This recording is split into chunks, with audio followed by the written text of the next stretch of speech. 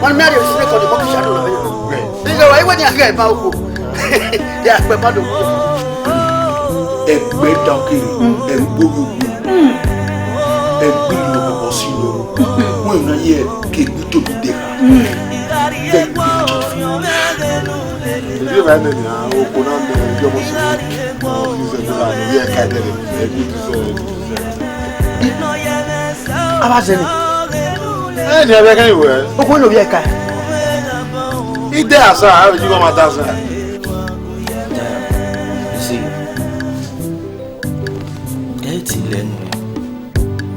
it's just that you are my sister. I mean, you are now like a sister to me.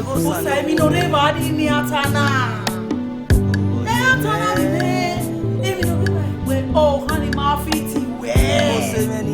No halfway. I wait for me. What you want here? What you want here? You come away. Someone they took your point for. That's who you are, my way. Yes. I got on the bush. I want to go salon. But you want my hair and find out 1,000. I want to make the top of the division now. I look around. 500 to go back. You got on the way now. Omoevbaria,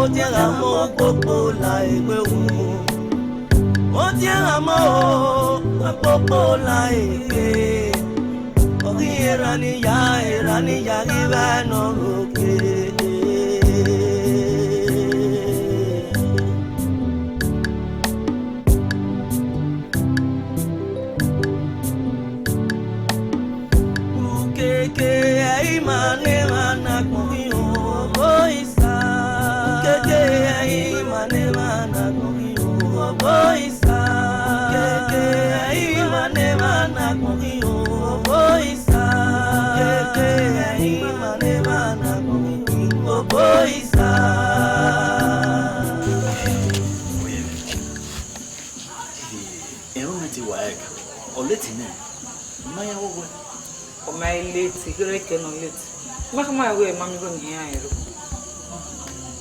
You are me good in me. I don't know. Come on. Yeah, I do my work. I want to rope breathing. My tutor, Uba. Yeah, my good now. What's up? When I'm going, I wrote down. You want to make a ball. Okay, when you are. Yeah, so what? You want to anyway? My way practical. I was able to know my practical school. You only marry good. Yeah, the way me, we are. I know to get to the matter. I know. Mama, see what is the oh, Yahweh. Yahweh. Thank you. Mother Bowen in the Zam, Bamona Passing.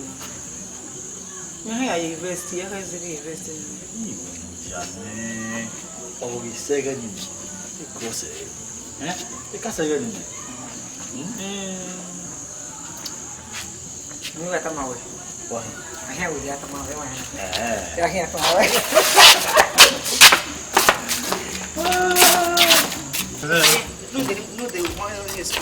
Even though I would have do it soon.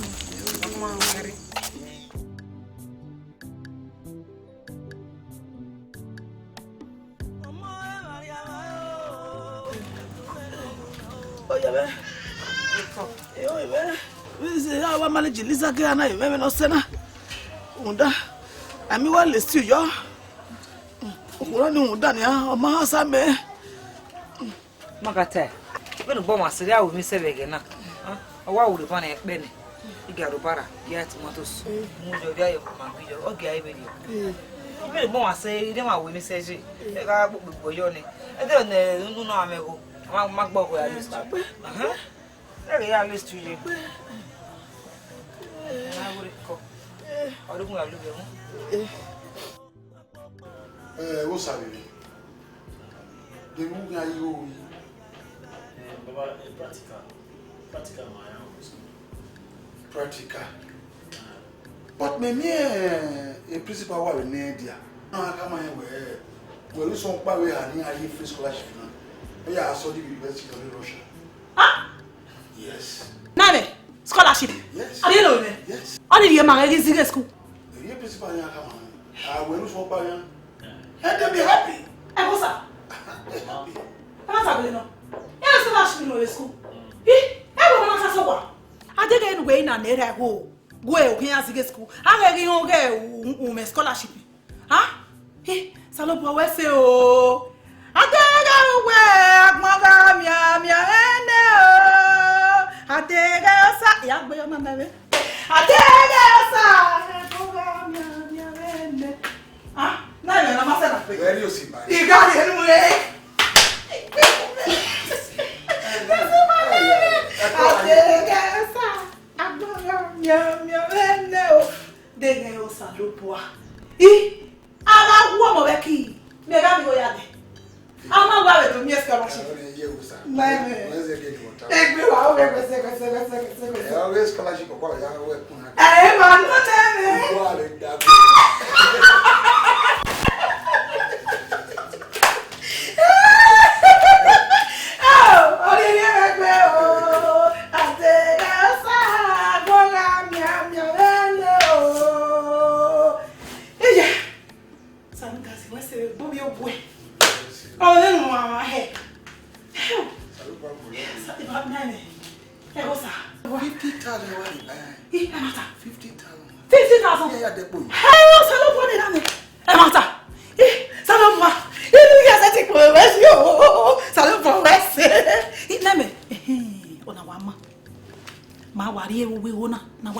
Wafu na wapakila o awabe e wa tariti so kuma e go sahian no we are here arena Baba, maybe they will know. I know my boy here who need you when I can't take my every day I want to go every can really go no yes sir yes sir go sir oh na wari magene gene wuwe orile okin omo no so pass we come na e o gele wakin I won mi awo o ke pa o we na we e ra ri hiale we ka e me na we ni gbe la e iye wo sa e you we me wa fi e ba o fa mi e je no fi wo o we na we wa le lo mu wa le mi mo ta na mo ri e ti ni me ni ya mo ina lo le to te ni le to te le ai fo da ina ore ka na se ma ore ka na se ma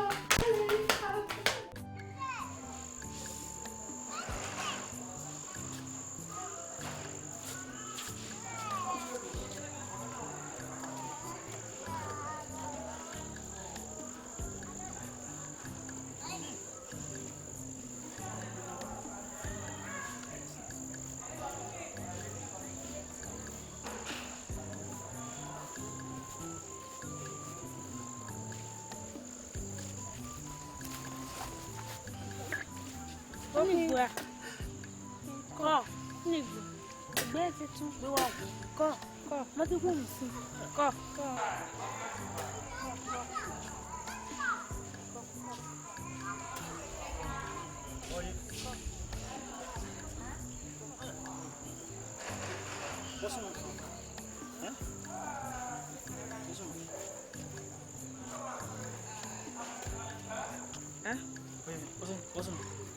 Ko wa wo me. Eko. Ai ba ba. Wa sho chu la bi ba. Ko yo. Ko yo wo ni. Ya ba ba. Ko.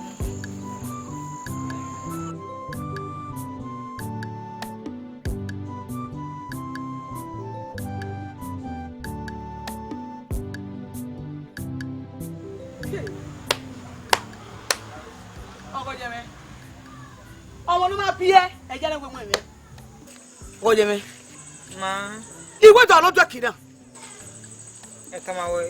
Etamawe bani ya. Ogo yemi. Tamima. Ogo yemi. O eto we. Ewu. Yiri Tamima ma make na ya ade mi omomo e. Tamima ko. Ube ota no mo e owe ije me na o se no je ma. Wo je me. La wo ni. Tamo no de kina. Etamawe bani ya. O do ya gbin na. Nígbà òhìn àgbìnà yìí, bí dákò ó sì ègbèrè náà, ìyá àgbìnà. Wa mi. No ife. Ní àmẹ́gó. Ẹ̀yàn má ní àmẹ́gó. Yìí. Wọ́n ṣe. Man. Ya ni o pa na ro to do ni ahia to ni. Pa ni wa tan wo Orobona. Obi egosa. Bosa. Ima oyin. Ye ige egosa ni no e conductor be go to bi. Awa yo ni. De no kiki wo Tamima. Ije wa on obi accountant. Orobona. Accountant. Ni wa mego. Ima oyin. Ije wa mi ori fe. Oma. Owe na kwe. Iga jo baba. Je. O gele jo. Ya jo. Enu ya gbin na wa se wa. Nígbà yẹn àgbìnà o. Bí dákò ó sì ègbèrè náà. Enu ya fo e ka ba we won. Ọmọ yìí mẹ́. Ọmọ. Ọmọ. Ya ní ìbàyí. Ẹni bàyí. Yóò bọ̀ wẹ́sẹ̀.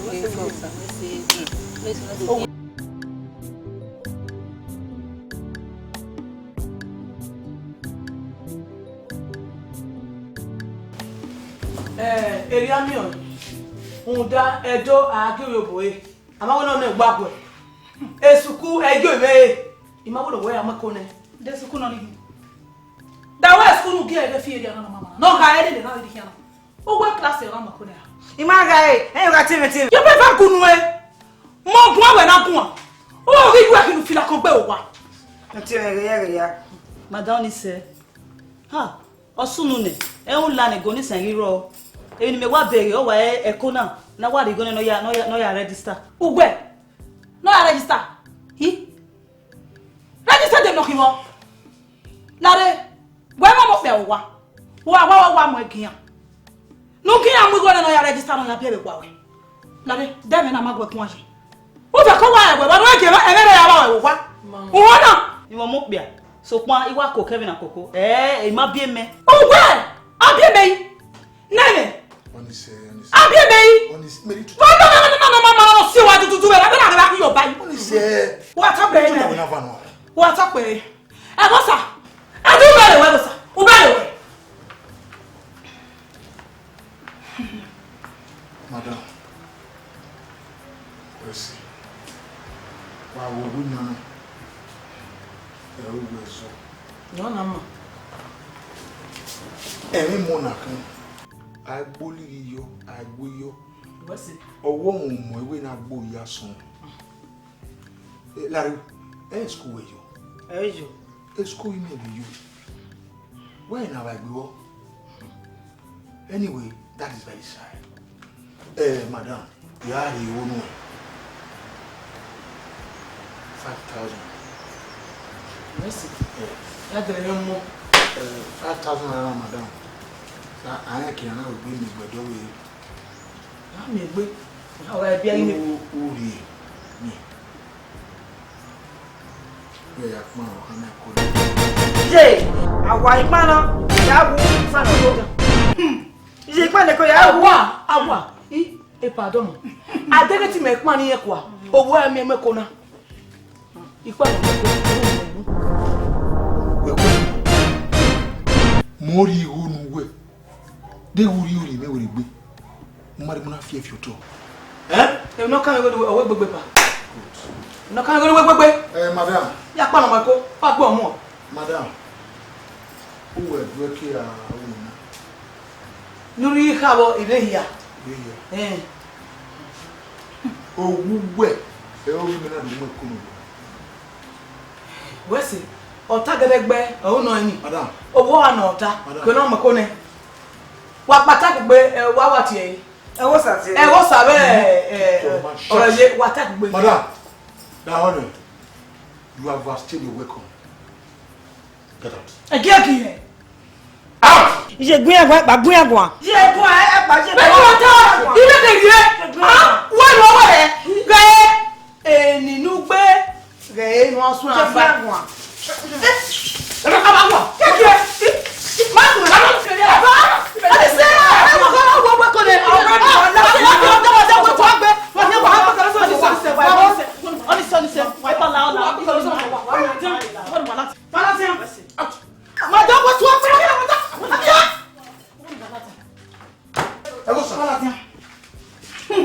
Look at you. Just look at you. Excuse you. No, ya me kunu. Oni. Egbe to bi de yin. Yiri no oya si lo. Who better way? Na ki ado ru Sense. Nonsense. You know what? Tomorrow you are at this country. Whether you like it or not. You want my husband?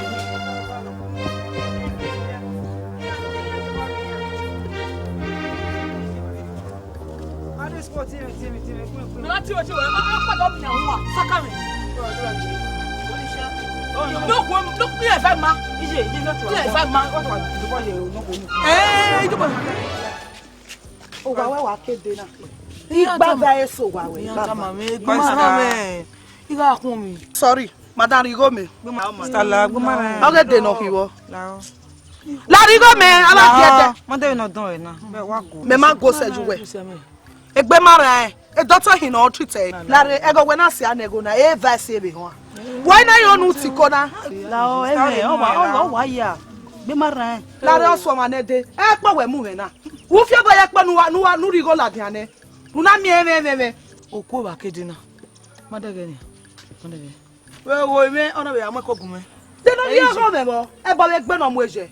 Agwa wo amu eje. La rigo me. Ame ni ya gwe de. O egbe we nyon gbe. Egbe we nyon. Iyan kokere yu egbe a. Wo fie ma ye gbe do he me a. Iwo rigo me. Ko e la o. Rigo me. Ati an ki ore. Ti go ege ade. E ko ruwa e. Iwo rigo me. Gbumara je me. La o. Aba ge e pe we mu na we fie boyo nu rigo me. Yen ge e mo gboto ye na. Iguna wa ya tama no iguna. Rigo me keke. Sta ko na ye ko. Iwo ya agbeni. Deni register. Be kairi ona nene. You know that way now o sewe. Rigo e so we la o. Iguna. Rigo me. Iga iguna. Ijenegun e ko kai. Wa no e ko ya rin o. Wa hin a kin o le yoru. Rigo me. E ya won ya ne. Mami re donaji. Rigo me ge gba. Ona iguna wo owo gbegbe la o. Madam Rigo me. Na o ne do kin resu yo ma bola o. Madam la o. Egbe mi Iye o. o kun je ko edu mo se baba se ba. Rigo me. Awu wa gbe me ba e. Ni ke egbe kan. Egbe akun wa. Mi no mu ya o na. O se na le na. Rigo na hin 3000 ke 1000 yigisu. Ya be bi onire. Rigo me. Ya mata ko. Ugwa u ekowoso. Madam Rigo me 1000 interest. Gege. Stala ni ya register hospital. Won ya idemu. Rigo me. Me wa ya. Rigo me. La de 1000 me. Ko we gbe mara we ban. Wa so wa ri hu. when you gbebe tinu enu ye pamile ori ma wu kun fever ba degbe ma degbe na we ya re do tu odo re wa gbe o se gbiro ni me me yi me e no concern go ni do aka ma re ri eyin gbipo ba ma yo gun wa wori ya aba ka osa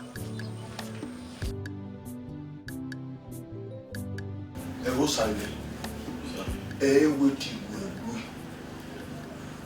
ibu ode o kan ma khekwe egbo ya gbo so mi akere woni egbiri lo ho si loro won na ye ke gbi to bi de ka very wretched family mama khekwe look at you my boy you're a handsome boy you are like me we're like father like son you know mo bio egevi me yebuwe ime ibeki ko tise awe ni me na mo se na me e na ge ri me yo kwa awa o make you of your wa o ya me ye awa ri ibeki kwa ke mi oni ma ke ko ni relax Baba, you know realize that this girl go sai mi no re va di ni atana atana bi me e mi no re va we o hani ma fiti we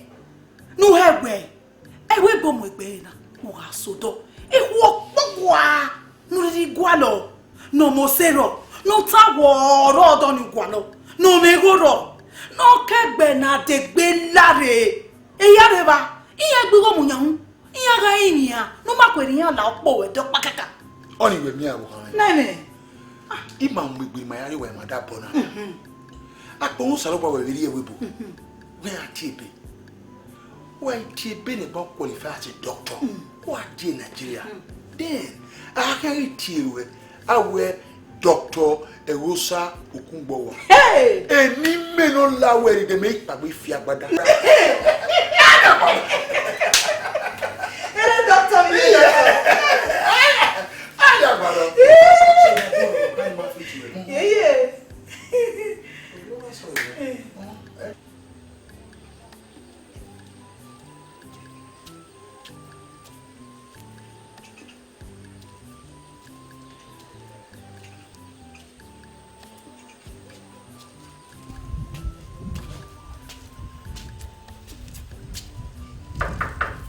Arwa.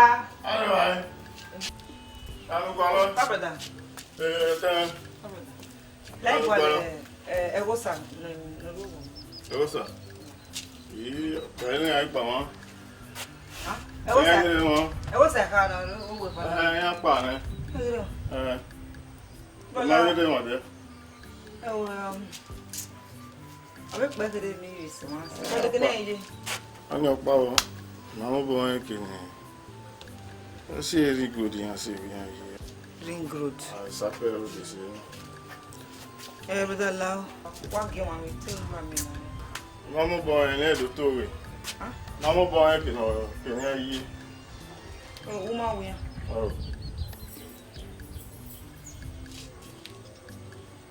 Oh, no, take care. Go sa ite oni wa mi o. Ma bo ni yi.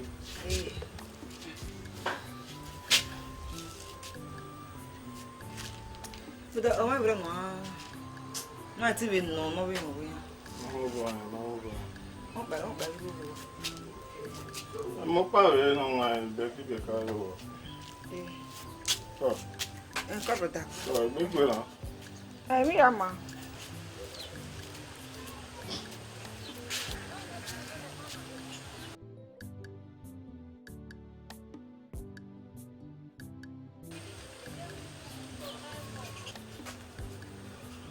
Na igual é ba. Mas é que é gato, né?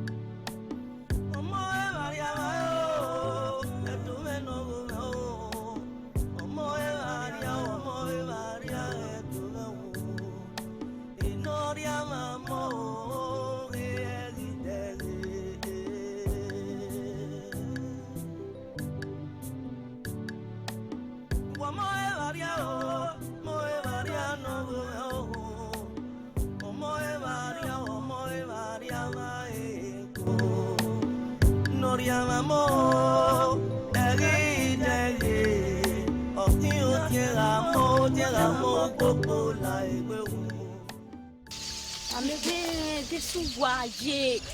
Iwa ina wa mi eskumoda we bo ki water. Iyo. Ikegi wenewe. Okay, ti mo wele onu tani ipo eyo. Eskumoda da na ma re ipo leko a. Me adesuwa. Ija gene. Ya hamuwe. Emni ni ti eskumoda ni na o mi. Iro wa o to ti wa. Eya ni lo fi se mi. Igi se ba no e mo webu. Yi ibe lu he. O me get you. Uma trust him. Say we yen wa disgrace we ni gbe we yen wa ya mu to ma egbe yen wa ya mu gbo to this wa. Sere. Iyo. We me ke de na lo me de ba na jo ni. Wodo e. O de papa ni. Ono na pa no ya ni brother. But amu fi o ne, e be je. Amu fi o ne. Obie. Me double. Ma, o be damene. Preve che la bana vedo più mo vedo mo bene le gore leva. Ija. Mo sao. What about? Mo vedo bia bana ka guena. O ka mo. We ma wona ho to go no. Wa be sunwe. O wo vie. Each one is na so je wa fa o. O es mo ta meka. A etika no te ge je me. Go ma stupid. Eruzebo. Ebo no maya. Passion. Eruze ebo no maya. Go and there go and kill yourself. We in ebo ni mini. O ti ona get 0 100 English we dey. Go away. Why? What does you know? Only 0.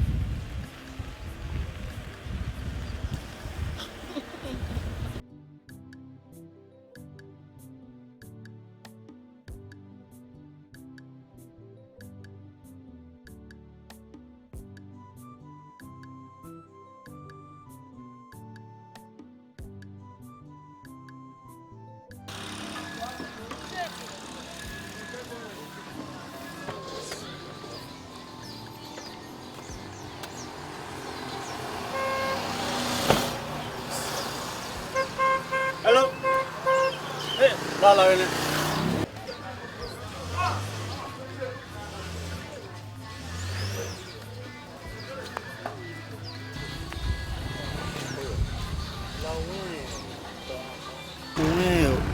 Ohun pani gba lo. Na ti oro ye me. Bena je. O black. Oui. O me petite. Na. Àti ọwọ́ yẹn mẹ́. Bẹ́ẹ̀ni mẹ́mí ẹ̀dẹ́. Àwọ̀ bẹ́ẹ̀ni ní apá. Ya àgbọ̀ lọ́sìdá ọ̀dọ̀ ya mi o. Máṣọ́ bẹ́ẹ̀ni náà.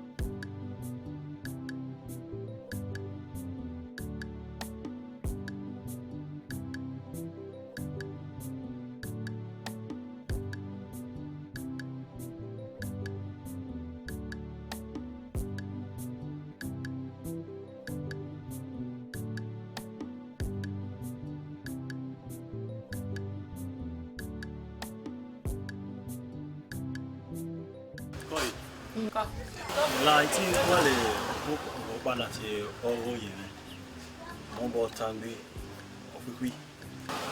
Ọmọ sọ̀rọ̀. Máa Ọmọ akọ yìí.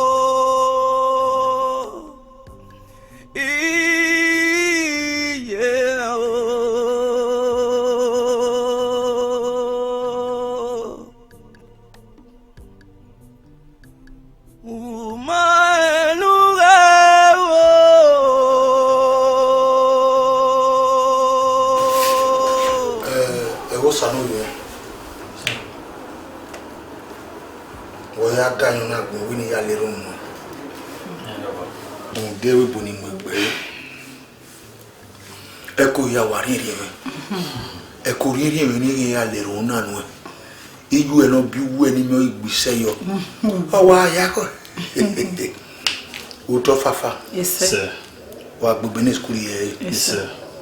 Ari ba sen woni ana wo ya TB. Hotel bubu doni owo he. O nya me ga da. Yes sir. Wo yo kan. Yes sir. Wo wa go mi yi. Yes sir. E go sa no mo. Isagi mo wa.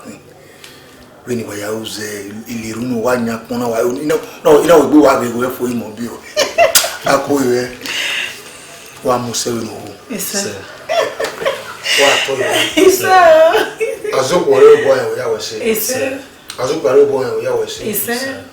Gbegbo mi oko. We mo se se bo we buka. Ime iwe wo. Akada. Me. Igwe gbere eze na igbe ha bu we mo. Na me. O ma ri richa. O de na popo.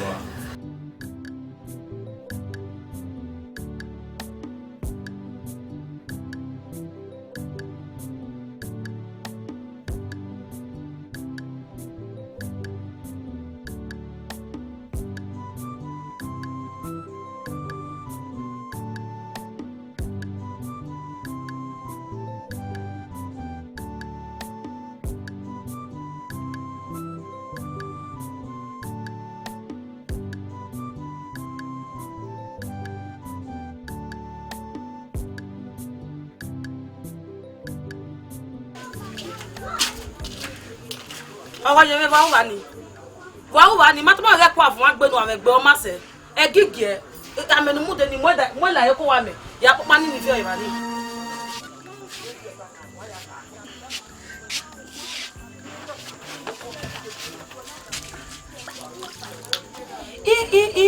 Ọ̀gẹ̀lẹ̀ rẹ̀ gbé ẹ̀rọ kí á bí ẹ̀. Ẹ̀ gẹ́gẹ́ bọ̀ ẹ̀. Ọ̀rẹ́ rẹ̀ gbé.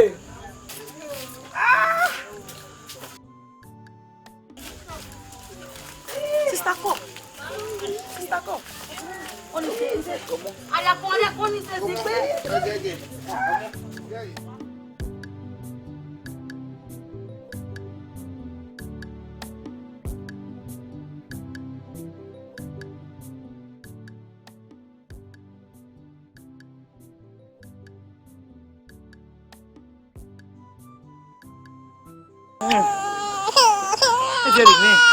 Oceania da wana dia ni. Enwana.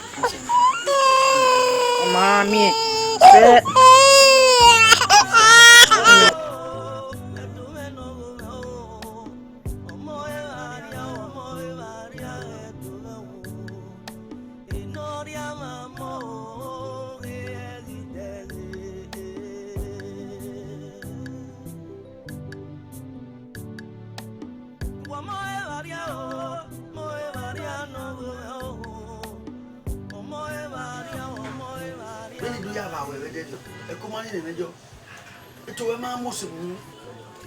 Uponu wajo. Come on, that I was really living at them. It over our mugbesi. Mamma, we die, Jonah. Or Gemma? ha. I got done busy. You might auto con salon. May you run a van on 1,000. I wouldn't even the top of division now. I look around 500 to work back. You got done busy now. Well, now I know we don't. Ya ban, ya swan ya ban. Again, ya go move ya, Ujaji again, me no. Me, salo, ya be cool. Okay. Kevia here. Yeah, where you going to make you we are in with the Earl die Italian. Is your book? I make it. Yeah. The mammy we are the lawyer, I didn't do it. What's it? Nobody you go no knows on the kai back to say me. Johnny Bravo. Yes, you women naked. Where? A mock by come on, mock by my daddy. Mock by him, and he make a maui year woman. Look, I am. There is a mock by a tiara more damago. Morobe, my game, Morobe, Fibo, Morobe, me. More we are walking over. Laos, women, the creating Uzanoti. Me. Also, Obama worker. And we're more funny up. We are very more funny, mamma, who are making. Don't you? Lao, you got it. Me a yi go dolu weji ne e ma ni ro wa wa ya e ma ni kikini weji ya se gbeto yan agbofo we e ma ni ro wodo ya fe yan afie o se yan ale nu we o kita yo ba wa o so pa fo wo nu se yan ari e ba ko wa lao obi we na e college joji na e college yi gbere ba na wa gbere me la university kan la na wa se ba o na igbo kan bi o. Hey, zigo ne wa zigo na uhimuwe. Kegbe keno waje na ni awa la university na mo hega zige bezige mi ya fe. Mo iwa ro be bi ya. Ogile ti awe. Uga zigo jo uhimuwe.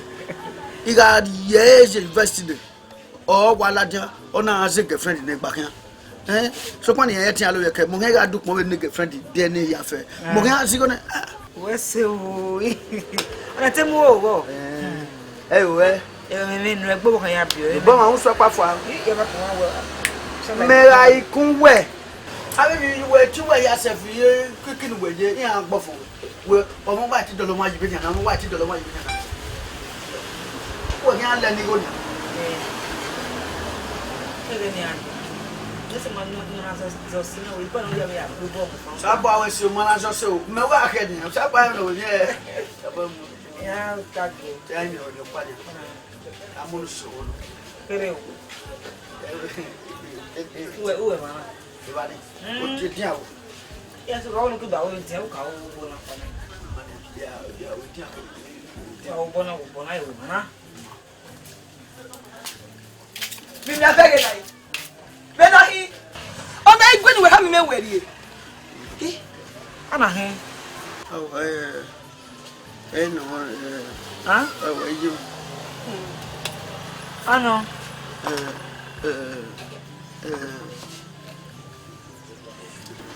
Israel to no dion oh no ni Aisha dale e mana we mo ko ade we men we je o sayi ama wo wa abe ko gbe ke school e eni me we wa go na e favor oni ne wo wa ona mo ko ade ma for na me.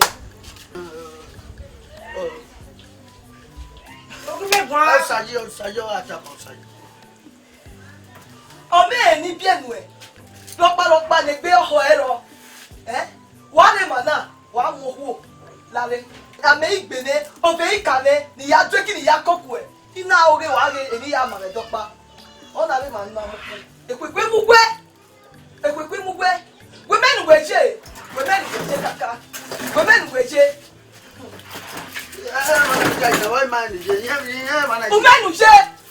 Umenuje lare.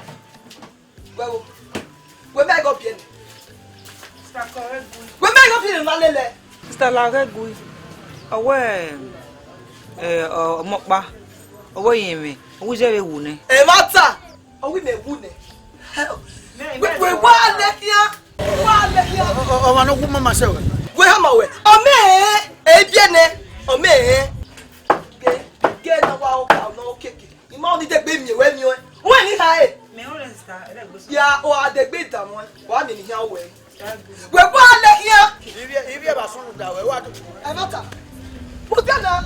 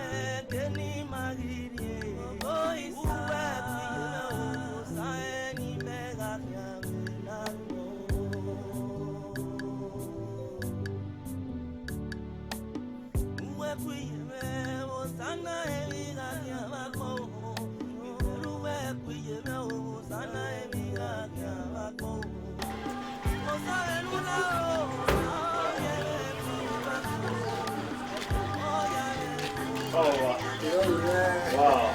Nice. It's good to be home.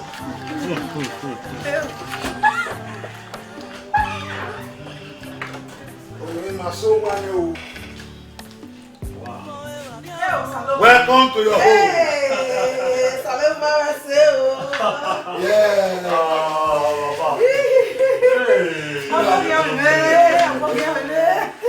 Wow. It's good to be back home. That's it, me.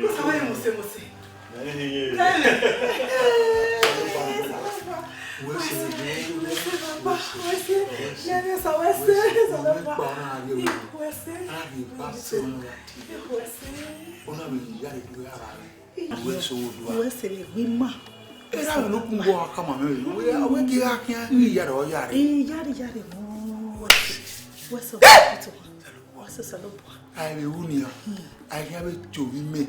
I will doctor about God.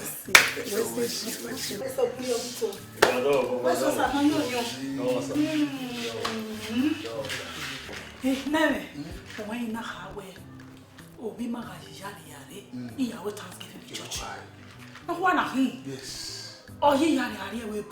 Any year, if no, you would do ya by ya. Oh, not to Jari. My Zuka will go. Huh? I am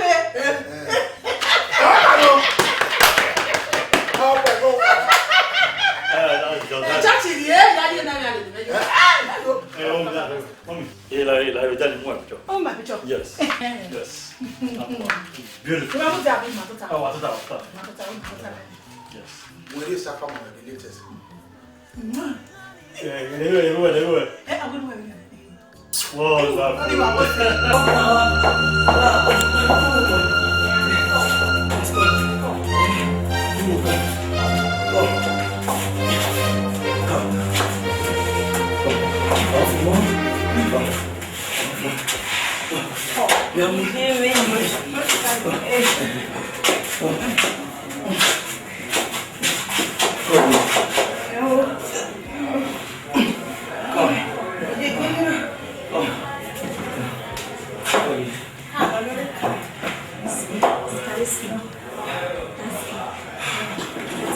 Doctor now.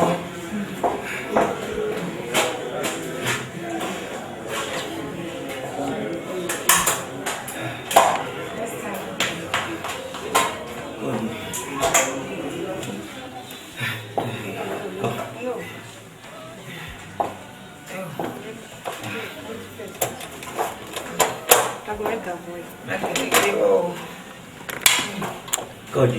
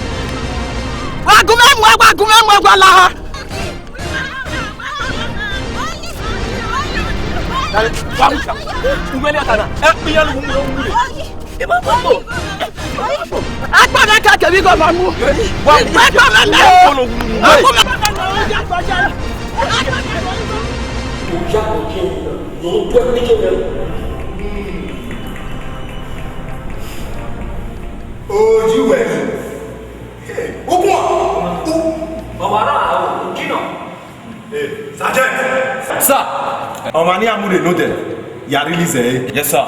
Fega mi mo ge. Officer, c'est tiens. No. La get na kata. Bere. Bere mo oji.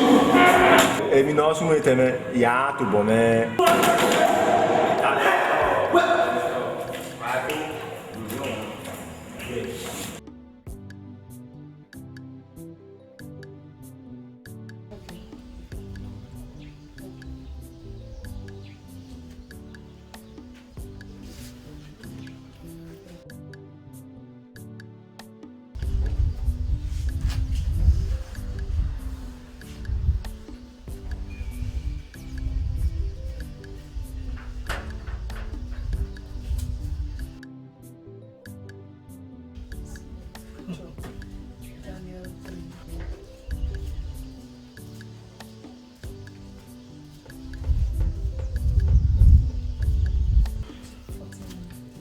Pardon.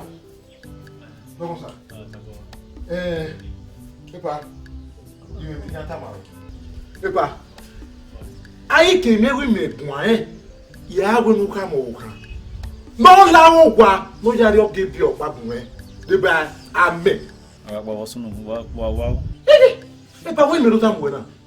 We mo no wan de get na. We gie we ga gie nepa bi agiri me kan tam we. Mama. Ya we na mege. Me kaka o egba menu wa ngoni noruwo goni eyi awon. Kaka bia o. Mama ke bebia. Ah.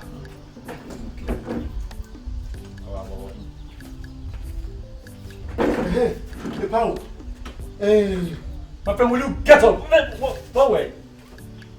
Well, how about when I'm daughter? Go for zero. Can you imagine this?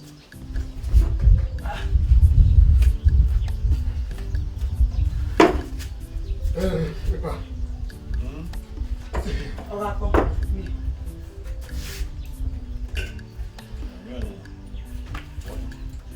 Abuja.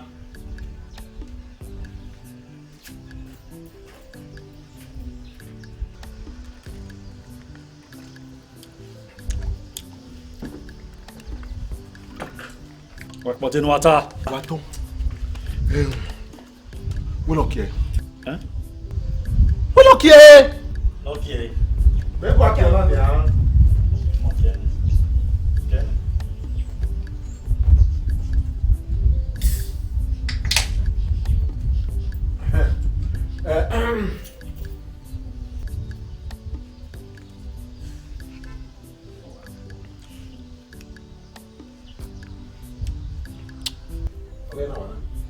Oh my God. What in water?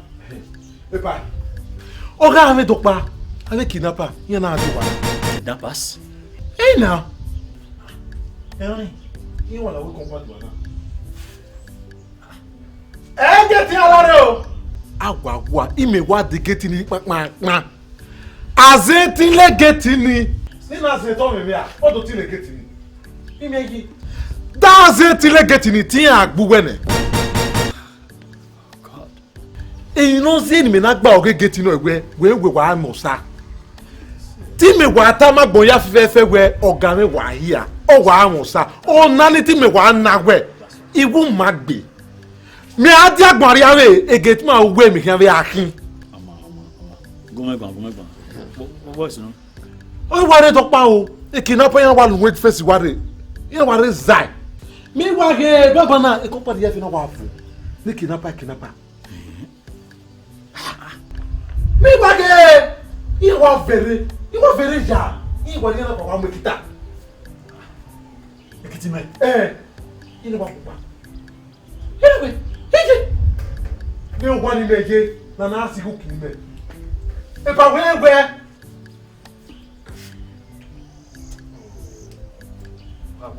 Go me serious matter. We ukiero we me ya sabi me wa na te. That's right. Ini wa ni atia we bieke o. Iba ni atia we da o. Nudu a o we ita wota to yeke we me wa ata me ni body no ri we.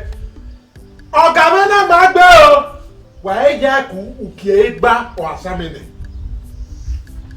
E na we e company na asani me. Adora wo kidnappers do kita. Okay ke ni me fiya re do fiya yakara we. Igwe e ma no ti dora we na imuni ane. Ina kuya. Ina nalle. Ina kuya. Ina nalle. Ina kuya. Ile ma pie. Ile lela. Ile ma pie. Ile lela. Ile ma pie. Ile lela. Ile ma pie. Ile lela. E ko so wa de go design. E ni ta gere na. Ina wa mo kita wa na ni. Ina bi ne go na. E ti amesu. Ina kuya, ina lega. O ba se pe. Mo to kwa wa gine ki na we mama ki se. O ba so wa ti aji. Kutu ba wa re. O wa re ve. Ti wa jam mi na wa sa yi. Ime ike re. Me ye ki ni agbera yi. Mi na ga vie. Ina we bi kita me pa he, o we kita ge. Mi na ga di o wa. E pa gun me go ko. Me wa so wa, me wa do ge kita wa de compound. Now they make it a couple. Miracle.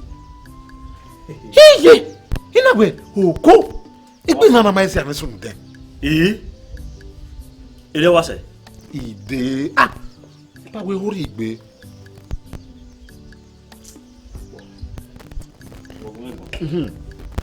Inagwe okeke. Inana okeke ni mi odue. Odue inana ma ve me. Ina to le gbe ya love ya. Me wa love ya o. Ina wa amina. O wi mina ni. Ina do miegwe egui ona afi keke. Egui. Egui. Wo. Na afi keke. Enya. Wo ma. Egui ona afi keke. Ena we ha. Inina okeke ni do ta mi pa. Ne pa mi ke na mo egbe yi he. Eno ya mo egbo egbe nu de.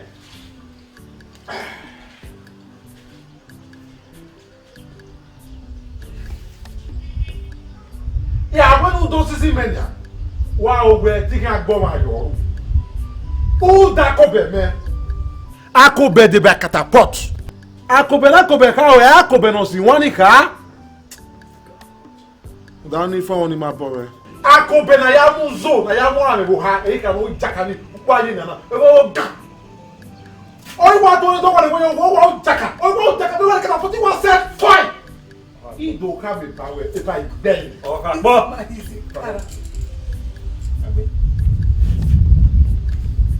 Opo, imina wo yesu. Imina ewe tawe nasi. Imina no nia. Get up from my front now. What do you mean me we by na do wait am? Why you don't wait that? If me go me ta go me kire gbe ya gbe e. Darling. Oga po ma po. Ma be no go akamba. Everyone you know go and see ma e ma pago e. Do you remember one money wa lawo? Igo ga po. No ya akpolikula dia ho e. Ona ako ekpolikula wo wa. Ona akiba ekpolo lawo. Oh. E na no ewe. Oga po eri ama we na akpolo. We no somule ka mi ni o no. Epa.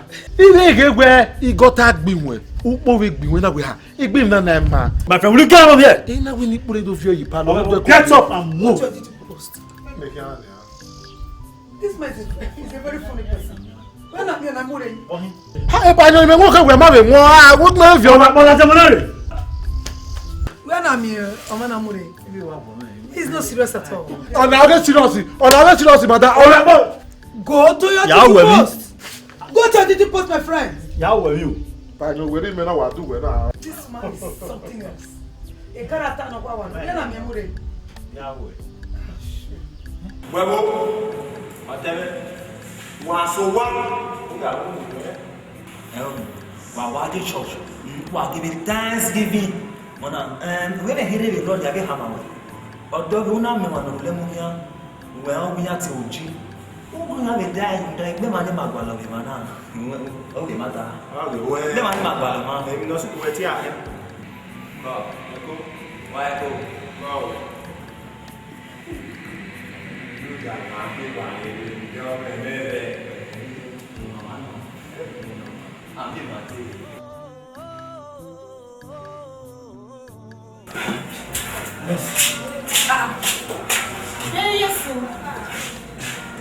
What?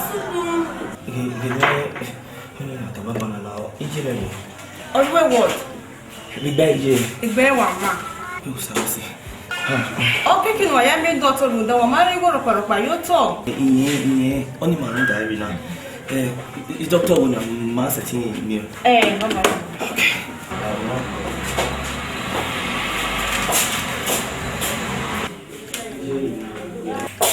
Doctor. Oui, pas ici. Me for no soon, no damage. Anyway, it's very what? Am I so treatment? What? How many deposit go? Ini go nona. You can deposit 20,000. Let me can ask for 20,000. Ije. Go do it. Ya hela mi. What 20,000 naira ni? 20, yeah. 20. Because emergency no. Go ahead. 30,000 naira. Oh, 30. Okay. I see. All right. Nurse Helen. Okay. Rien, pour nous bien amusant. Where's the doctor? Okay. Where's the doctor? Where's he?